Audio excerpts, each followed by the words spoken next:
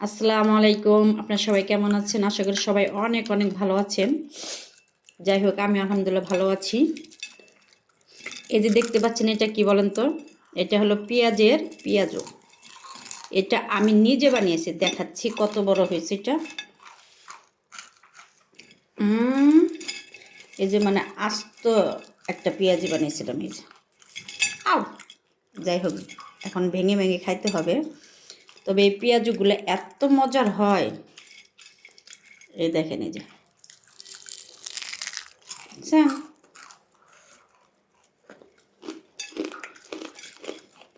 এই যে খাচ্ছি, মস্ত মস্ত শব্দ হচ্ছে।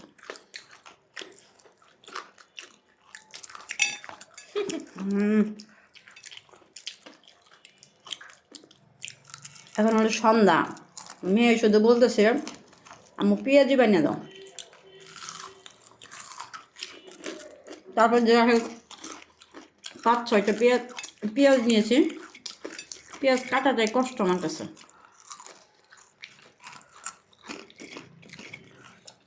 তারপরে যেটা বানিয়েছি, এটা বানাতে আসলে সেরকম বেশি কষ্ট হয় না। কাঁচামরিচ পেঁয়াজ চিকন চিকন করে কেটে তার মধ্যে একটু মরিচের গুঁড়া দিবেন, আর কোনো মশলা দিতে হবে না। আর বেসন।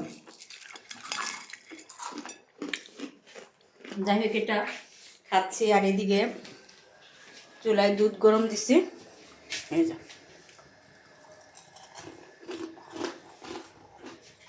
দেখাচ্ছি কি লাগে।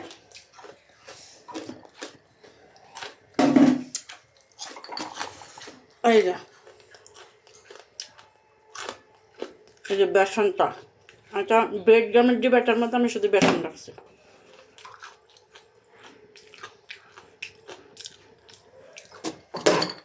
এই শুধু বেসনই লাগবে, আর কিছু না। বেসন দিয়ে ভালোভাবে একটু বেশি করে দিতে হবে, তারপরে মাখাতে হবে, বাস। তারপরে যে অনেক তেল দিতে হবে, এরকম একটা কালো কড়াই লাগবে। ওই ফ্রাই প্যানে হবে না কিন্তু, কারণ এটাকে ডুবো তেলে ভাজতে হয়। আমি যতটুকু পারছি মানে ভেজেছি, তবে অনেক সুন্দর হয়। আরও তেল দিলে পরে এটা আরও সুন্দর হবে। যাই হোক, এখন আবার খেয়ে আসি। এই তো, উফ,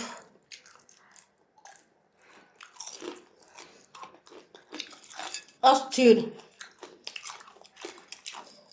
হ্যাঁ,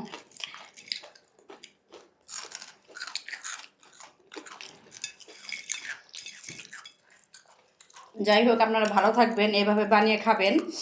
বাইরে থেকে আর কিনে খেতে হবে না। বাসারগুলো অনেক মজা। সবাই ভালো থাকবেন, সুস্থ থাকবেন। আল্লাহ হাফেজ।